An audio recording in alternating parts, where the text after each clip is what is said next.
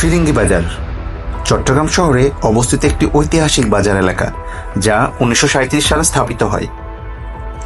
বর্তমানে এটি চট্টগ্রাম সিটি কর্পোরেশনের 33 নম্বর ওয়ার্ডের অধীনে রয়েছে। একসময় একটি পর্তুগিজ চট্টগ্রামের গুরুত্বপূর্ণ বন্দর ছিল, যার নাম ছিল ফিরিঙ্গি বন্দর।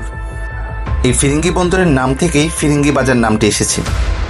দ্বিতীয় বিশ্বযুদ্ধের সময় এলাকাটিতে একটি স্থায়ী ব্রিটিশ ঘাঁটি ছিল। ফিরিঙ্গি বাজার এলাকাটি একটি সময় আরাকান মর্কউ রাজ্যের অধীনে ছিল। পরে বাংলার সুলতানরা এই অঞ্চলটির উপর অধিকার করে নেয়। 16শো শতকের প্রথম দিকে চট্টগ্রামে পর্তুগিজ ব্যবসায়ীদের অনুপ্রবেশ ঘটে। তৎকালীন চট্টগ্রামের শাসককর্তা ছিলেন শাহী বাংলা এর সুলতান আলাউদ্দিন হোসেন শাহ।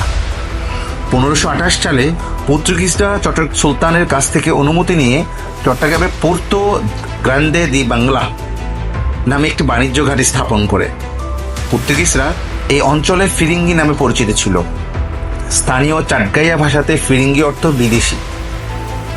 পর্তুগিজরা তখন ফিরিঙ্গি বন্দর থেকে চট্টগ্রামে একটি বাণিজ্য বন্দরও গড়ে তুলেছিল, যেটি ছিল উক্ত পোর্তো গ্রান্দে দা বাংলা নামক পর্তুগিজ উপনিবেশটির প্রধান শহর বা রাজধানী। 1537 সালের দিকে শেরশাহের আক্রমণে ভীত হয়ে সুলতান গিয়াসউদ্দিন মাহমুদ শাহ সামরিক সাহায্যের বিনিময়ে পর্তুগিজদের চট্টগ্রামে বাণিজ্য কুঠি বা চট্টগ্রাম বন্দরের শুল্ক আদায়ের অধিকার প্রদান করে। পরে পর্তুগিজের দিয়াংয়ে বাণিজ্য কুঠি এবং গির্জা নির্মাণ করার পাশাপাশি চট্টগ্রাম বন্দরের শুল্ক সংগ্রহ করে এবং পণ্য সামগ্রী আড়ত স্থাপন করে। পরবর্তীকালে এলাকাটি ফিরিঙ্গিদের নাম অনুসারে ফিরিঙ্গি বাজার নামে পরিচিতি লাভ করে। ফিরিঙ্গি বন্দর বর্তমানে চট্টগ্রাম সিটি কর্পোরেশনের 33 নম্বর ওয়ার্ডের অধীনে।